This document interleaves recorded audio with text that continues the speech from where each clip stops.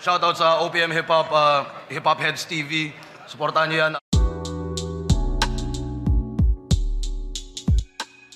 Bago tayo magsimula, nais kong pasalamatan ang mga taos pusong sumusuporta sa aming channel. Without you guys, none of this would be possible. Every comments, likes, and subscription really means a lot.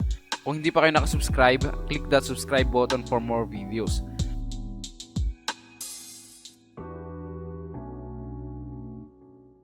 Ang Bahay Katay Tournament ay isa sa namamayagpag na rap battle league dito sa Pilipinas. Dito na iso-showcase ng mga MCs ang ability nila sa writtens, freestyle, flow at sa pag-ride ng beat. Para sa video na to, I'll be sharing my top 5 Bahay Katay MCs.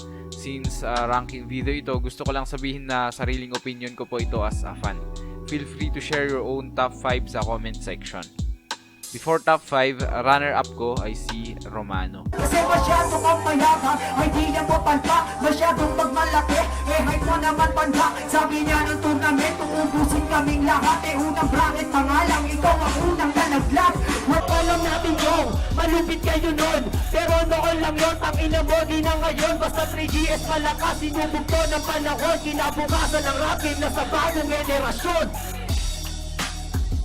Ano man linya ang bitawan ay di tayo magkahanay. Dadaan ka muna malalim na pagtalakay. Durugan kung durugan, ganyan magsayang ng laway. Di ka makakaporma na parang nakapambakay.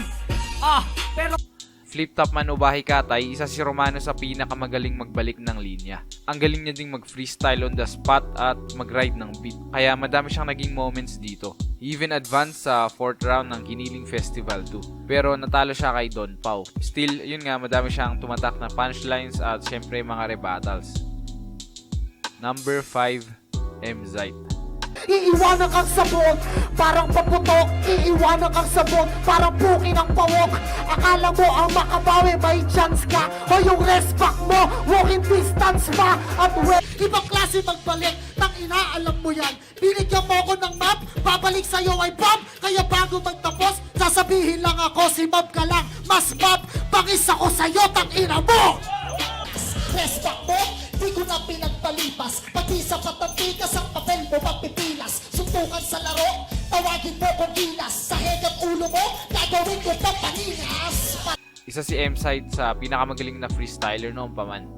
At naipapakita niya naman yan every 3rd round sa mga laban niya. Pero ang nag-stand out talaga lagi sa battle niya ay ang kanyang aggressiveness. Naididiin niya yung punchline ng maayos tsaka ang lakas pa ng delivery niya. Rebuttals, given na yan kay M-Side. Isa pang nakakahanga sa kanya ay lagi siyang prepared kada battle. May time nga na may battle siya sa Bahay Katay tas the next day sa flip top naman. And both performances maganda ang naipakita niya. Prepared siya and even won both battles kaya makikita din talaga yung dedication ni M-Side sa pagrarap. Madami na din siyang tinalo na proven MCs sa liga na to tulad nga ni na Jonas, Mob, J. King, and Romano. Number 4, Lip Cram. Ano bang bago sa ganyang kalakaran kapag kalabang sikat? Di ka papalakpakan, wala naman yung bigat. Sa flow na lang dinadaan, mga nadadala lang yan yung may utang na magaan. Huwag kang feeling strong, kapag ako iyong binis, labas mo paring go. Ikaw yung goat na iwan sa batang Iverson. Ako yung saranggolang tatawid sa thunderstorm. Malibay takot sa kaliskis niya. Sa flip-top tinaguri ang mabagsik ka. Sukatin natin angas mo pag may beat na. Kung halimaw ka sa dagat dito, food trip ka, tangina mo. Si Lip Cram, kompleto yung package niya. Andyan yung multis, jokes, punchlines, rebuttals, and freestyle. So busog na busog ka talaga kada battle. Ang ganda din ng flow niya, swabe sa tenga, lalo na't intricate palagi yung ginagawa niyang rhyme schemes.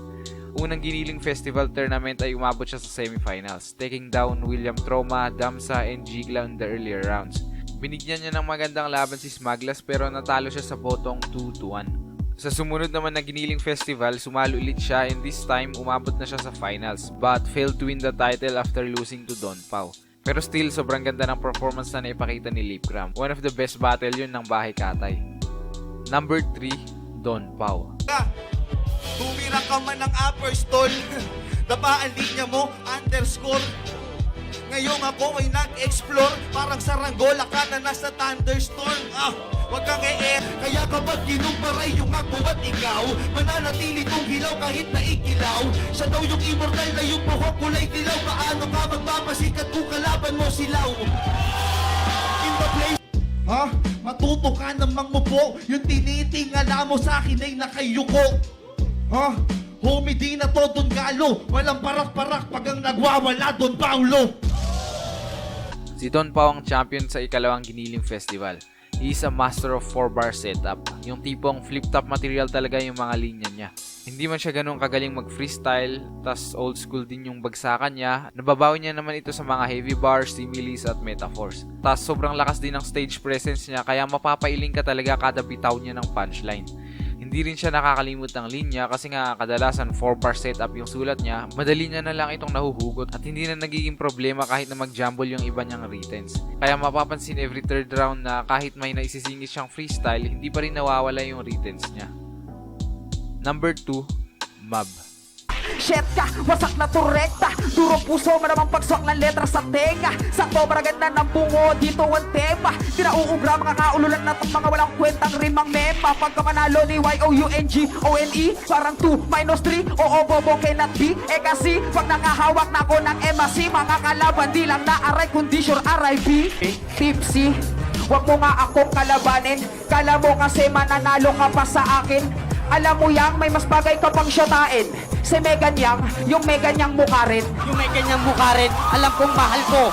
Alam ko na kasama ka na rin sa O baka gaganyan-ganyan ka na naman. Mga moves na kinukoryo, ang daming kabalbalan. Kailangan ba ng ganyan para mapalakpakan? Sige, tangina mo, sologin mo sayong-sayo na yan. Para bumigat yung barang magaan, ididiin yung tulo.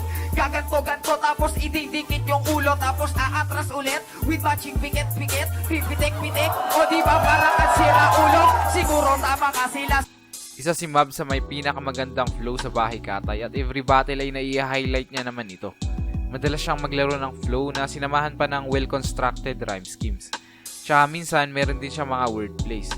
Nung unang Giniling Festival, he took down Dusky, Nico Robles, Young One, and Shernan before losing against Smaglas sa finals.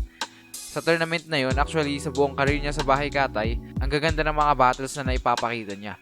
Talagang makikita mo yung effort at talino niya sa paggawa ng mga dekalidad na linya. One of his best performance ay against Young One, wherein na-showcase niya yung ability niya sa flow, jokes, at rhyme schemes. Number 1, Smaglas. Yung kasakin na baon, walang nguyang lamon. Yung mapagbirong tadhanan, nilaro ng panahon. Kung may dapat kang sisihin, ay yung si Abaddon. Kung na-flip up mo ko nun, Bahay Katay ka ngayon. Oo nga, ang sinabihan pa niya ay ako.